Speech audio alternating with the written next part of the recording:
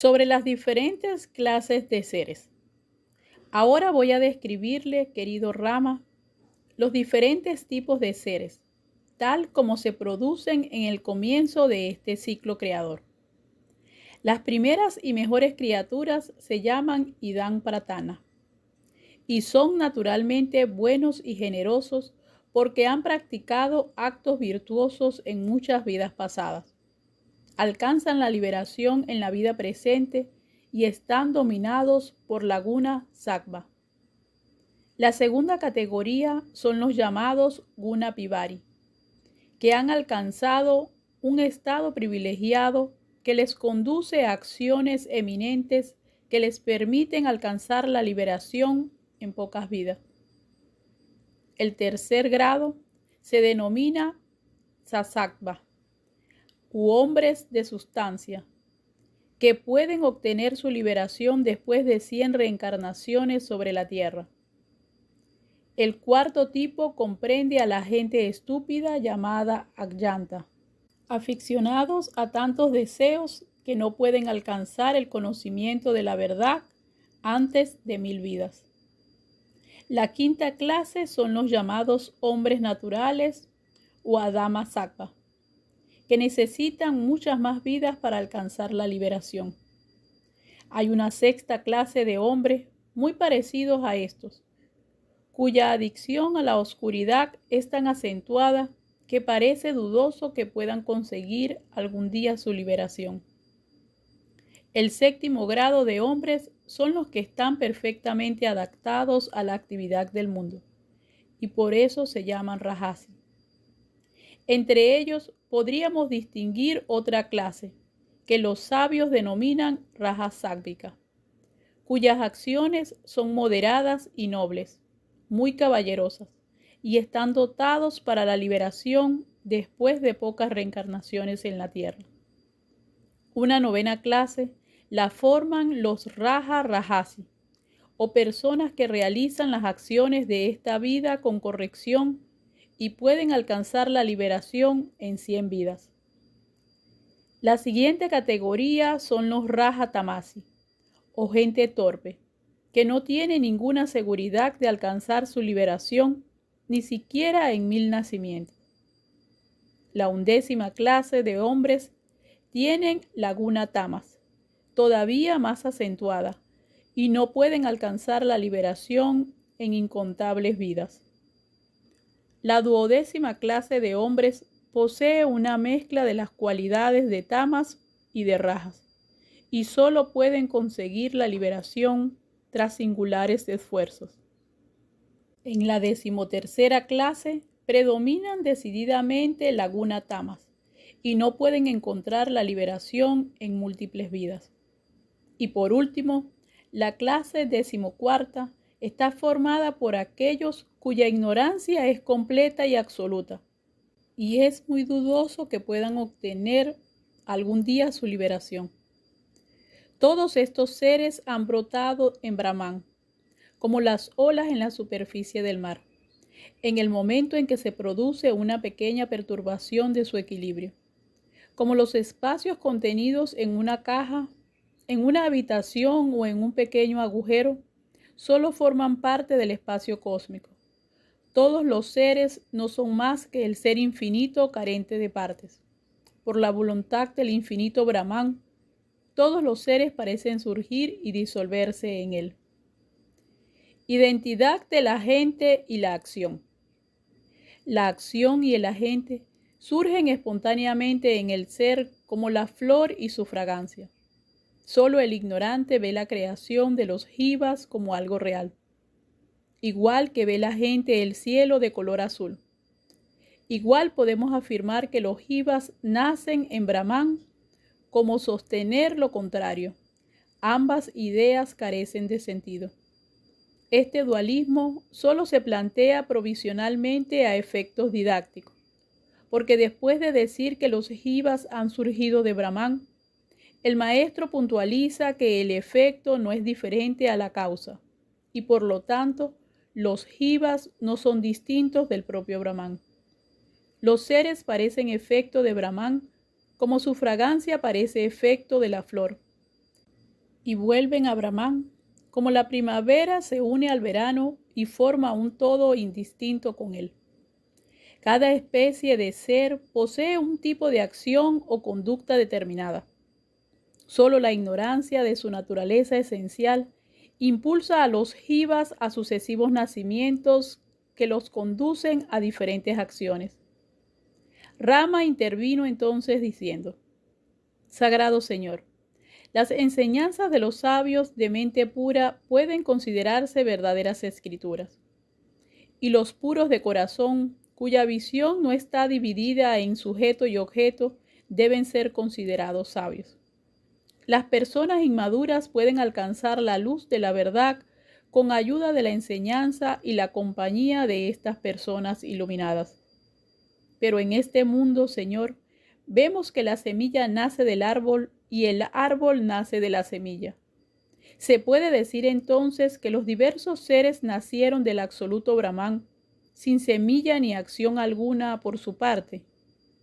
Vasista respondió con elocuencia: Si observas cuidadosamente, querido príncipe, verás que sólo cuando la mente está involucrada en la acción se ve obligada a recoger los frutos de sí misma. Por lo tanto, la única semilla del karma es la mente. Entre mente y acción no hay diferencia alguna. Antes de proyectarse como acción, la mente se ve como cuerpo dispuesto a la acción.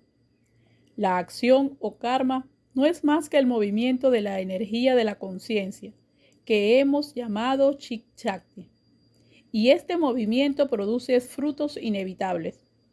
Cuando la mente cesa de actuar, no hay acción de ningún tipo.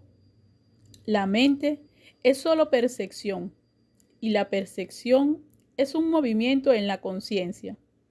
La expresión de este movimiento es la acción, que produce placer o dolor.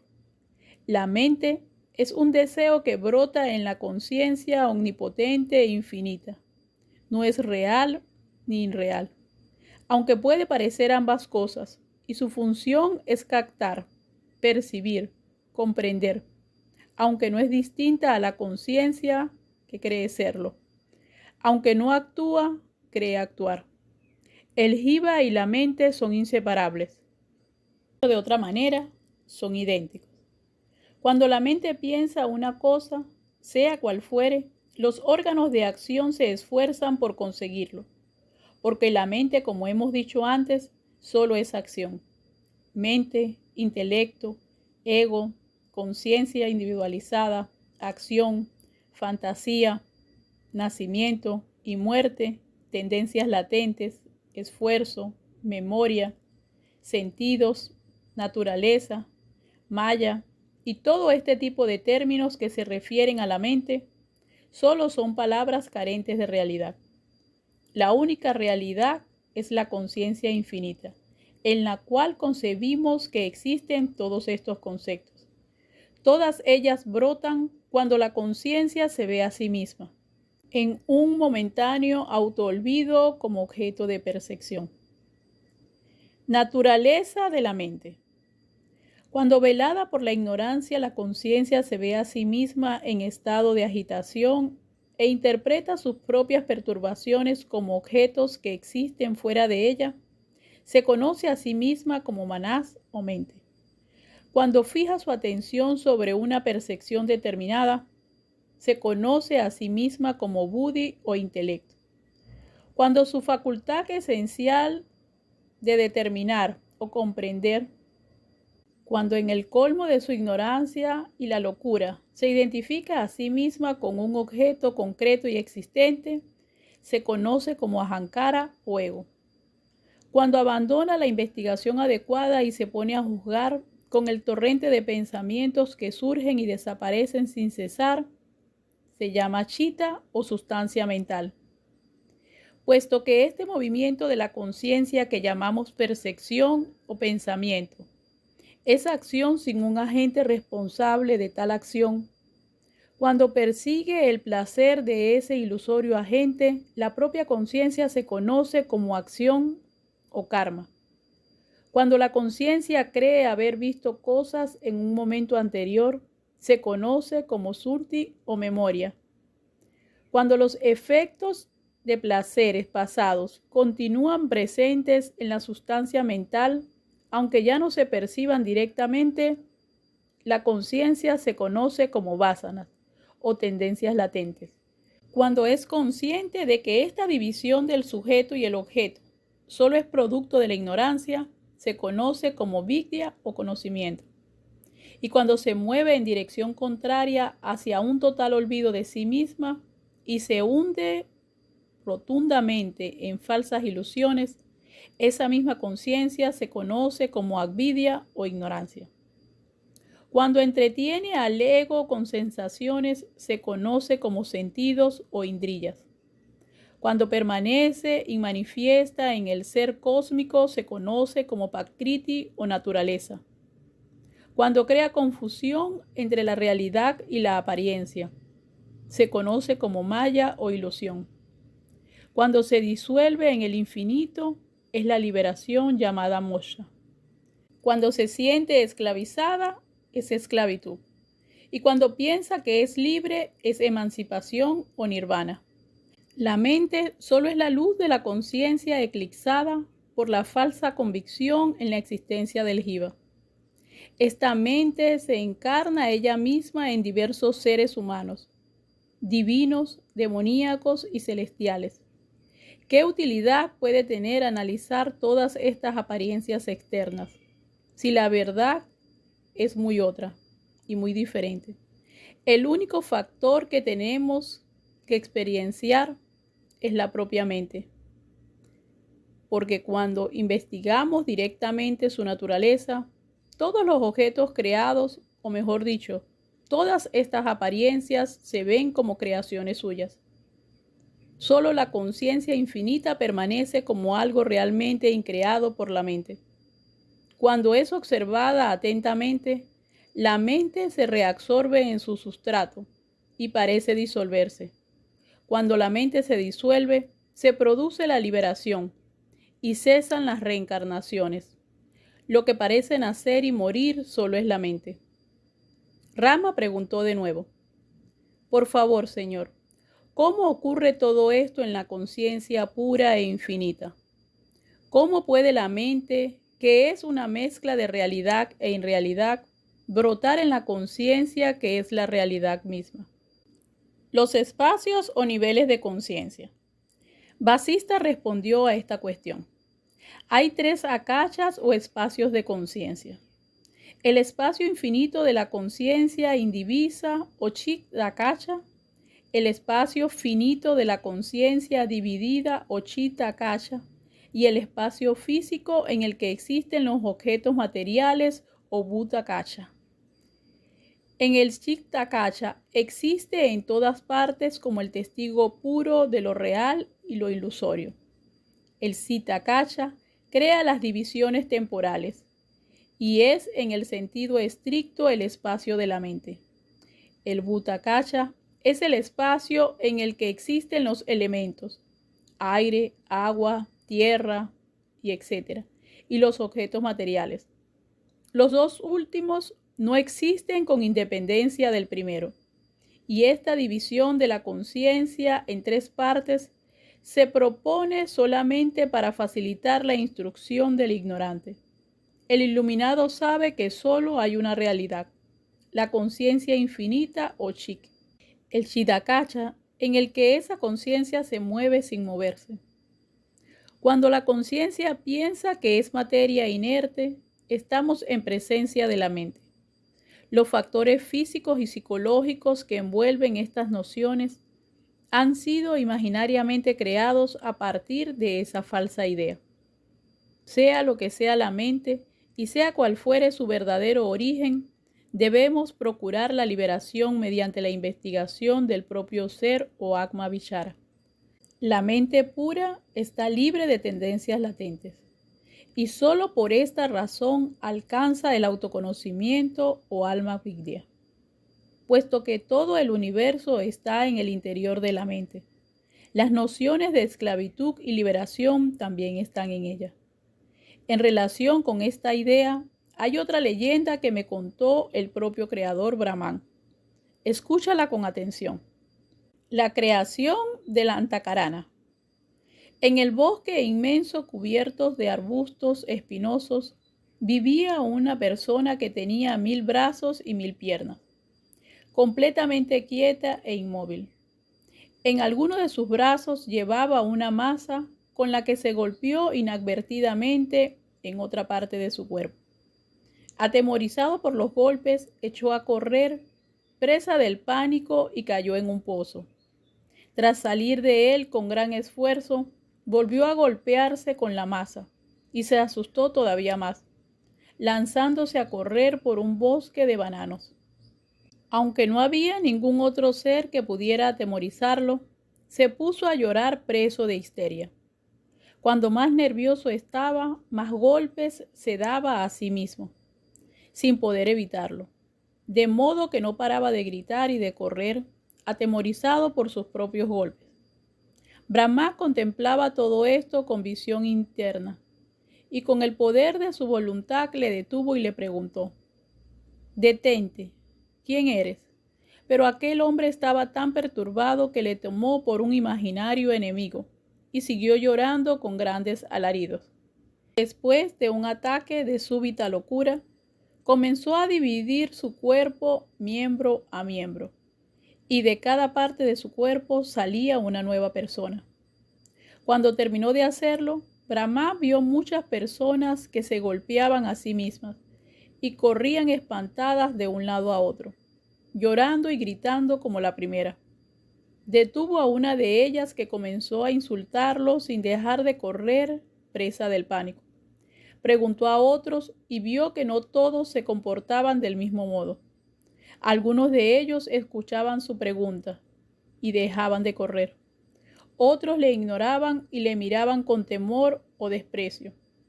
Había algunos que ni siquiera querían salir de los pozos en donde habían caído.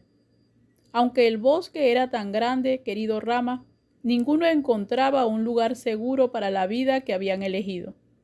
Todavía hoy puedes ver a esa gente corriendo por el mundo de un lado a otro, como ignorantes hormigas que han olvidado la entrada de su hormiguero. Tú mismo has llevado esa vida de ignorancia e ilusiones durante algún tiempo y todavía no te has dado cuenta. Ese bosque, querido príncipe, no está lejos de aquí, ni ese extraño hombre vive en una tierra exótica y desconocida. El bosque es nuestro mundo, un gran vacío que solo puede ser visto por la luz de la inteligencia interna, que es la persona o personas que aparecen en la parábola. Unos aceptan la sabiduría y otros la rechazan y prefieren continuar sufriendo. Los que la aceptan son los iluminados, los que la repudian, los necios. La persona de 1000 brazos es la mente, o Antakarana, con sus innumerables manifestaciones. Se castiga a sí misma con sus tendencias latentes y vaga por el mundo sin saber a ciencia cierta qué es lo que busca y a dónde se dirige.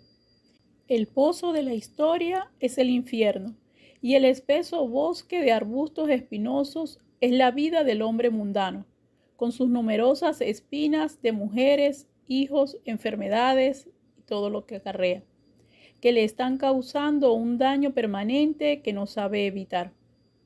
Aunque la luz de la sabiduría brilla sobre la mente engañada y le hace la pregunta adecuada, ésta la rechaza estúpidamente, considerándola un enemigo, y pasa el tiempo lamentándose y dando gritos de angustia y desesperación. Observa atentamente, querido Rama, el juego de la ignorancia. Primero le obliga a uno a hacerse daño a sí mismo y le hace correr despavorido, sintiéndose misteriosamente golpeado por un fantasma. Aunque la luz del autoconocimiento brilla en todos los corazones, no dejamos de huir acosados por nuestros deseos que nos impulsan a correr en círculo, dando vueltas a un problema sin solución. La mente se ciega a sí misma con sus falsos caprichos y esperanzas, y cuando se siente acosada por un incomprensible dolor, cae en la angustia y en la desesperación. La conciencia individualizada, que es la mente, es al mismo tiempo igual y diferente a la conciencia infinita. Como una ola es igual y diferente al resto de las olas y al océano entero. La mente es Brahman mismo, pero también es causa de samsara. Si hacemos uso de conceptos dualistas, querido Rama, es solo para facilitar la enseñanza, pero esa división dualista no es real. La diferencia entre Brahman y el mundo, entre la conciencia y la mente, no reside en ellas mismas, sino en el modo de concebirlas. Brahman absoluto es omnipresente y no hay nada distinto a él. Su propio poder que penetra y envuelve todas las cosas no es distinto de él mismo. En los seres encarnados es la fuerza de la conciencia o Chik Shakti. En el aire es el movimiento. En la tierra la solidez y la firmeza. El vacío en el espacio. Y en los seres creados el poder del ego personal. En el guerrero es el valor. En el universo el poder que origina la creación y conduce a la destrucción final. La causa del dolor en el que está afligido y la alegría en el que se siente eufórico y dichoso. El jiva no es material ni inmaterial, sino que aparece en la unión o superposición de la conciencia y la materia. Contempla este universo y el propio yo como el absoluto Brahman, el ser omnipresente e indescriptible. Cuando este ser piensa, se conoce como mente, pero esa mente no es otra cosa que el poder de Brahman, no diferente a Brahman mismo. La división de yo y lo otro solo es un ilusorio reflejo de sí mismo, sobre sí mismo. La verdadera realidad de ese reflejo es el propio Brahman. La mente es Brahman mismo. Aquí y allá, ahora y siempre, este poder de Brahman se manifiesta como lo uno y lo otro, como yo y como mundo. Pero estas manifestaciones solo son el reflejo de su Shakti, no una creación real. La creación, el cambio, la existencia y la destrucción solo se producen en Brahman. La acción y el agente, el nacimiento y la muerte. La existencia, en suma, es Brahman y nada más que Brahman. No existe nada diferente a él, ni siquiera en la imaginación. La ilusión, el deseo, la codicia y el apego no existen realmente. ¿Cómo podrían existir si no hay dualidad alguna? Puesto que la esclavitud es inexistente, la liberación también es falsa. Rama preguntó: Sagrado Señor, dijiste que cuando la mente piensa en algo, ese algo se materializa ante ella. Y ahora dices que la esclavitud no existe. ¿Cómo pueden ser verdad ambas proposiciones tan contradictorias? Vasista contestó rápidamente: La mente, Rama, imagina la esclavitud en el estado de ignorancia. Del mismo modo que los sueños desaparecen al despertar, las alucinaciones conocidas como esclavitud y liberación no existen a los ojos del iluminado, que carece de ignorancia. Conozco una curiosa leyenda que ilustra perfectamente este asunto. Escúchala con atención. Un niño pidió a su niñera que le contara un cuento, y la criada le contó la siguiente historia. Historia del niño y las tres princesas. Érase una vez una ciudad que no existía, en donde vivían tres princesas hermosas y valientes. Dos de ellas no habían nacido, y la tercera no había sido concebida. Cuando fallecieron todos sus parientes, las princesas abandonaron su país y marcharon a tierras lejanas. Incapaces de aguantar el calor del sol que abrasaba sus cuerpos, se sintieron desmayar. Sus pies se quemaban en la ardiente arena y hasta las hojas de hierba producían heridas en sus delicadas plantas. Buscaron refugio a la sombra de tres árboles, de los cuales dos no existían, y uno ni siquiera había sido plantado. Después de permanecer algún tiempo bajo ellos y haber comido sus frutos, reemprendieron su marcha. Alcanzaron la ribera de 3 ríos, de los cuales 2 estaban secos, y el tercero no tenía ni una gota de agua. Las princesas tomaron un baño refrescante y apagaron en ellos su sed. Más tarde llegaron a una gran ciudad que todavía no había sido edificada. Entraron en ella y encontraron 3 palacios de sorprendente perfección. 2 de ellos todavía no habían sido planeados y el tercero no tenía paredes. Entraron en los palacios y encontraron 3 platos dorados. 2 de ellos estaban rotos y el tercero pulverizado por completo. Cogieron este último para servirse. Luego tomaron 99 menos 100 gramos de arroz y lo cocinaron. A continuación invitaron a 3 hombres santos a hospedarse en el palacio. Los 2 primeros no tenían cuerpo y el tercero carecía de boca. Cuando los 3 santos habían acabado su comida, las princesas consumieron el resto de arroz que habían cocinado para ellos. Todos quedaron muy satisfechos. Vivieron en aquella ciudad durante largo tiempo y fueron muy felices. Esta es una leyenda muy curiosa, hijo mío.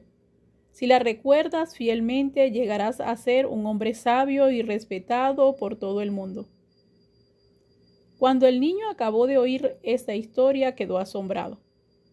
Lo que conocemos como creación del mundo no es más real que esta historia de las 3 princesas que la niñera contó al niño. Este mundo no es más que una idea, y si prefieres, una mera alucinación. En la conciencia infinita surge la idea de creación, y eso es todo lo que hay. Este mundo no es nada más que una idea, y los objetos percibidos en este mundo no son más que una idea. Abandona el tremendo error de la ideación y pronto te verás libre de todas esas fantasías. Si permaneces firme en la verdad, en poco tiempo alcanzarás la paz. Inmortalidad del ser. Solo un loco se deja confundir con sus propias ideas.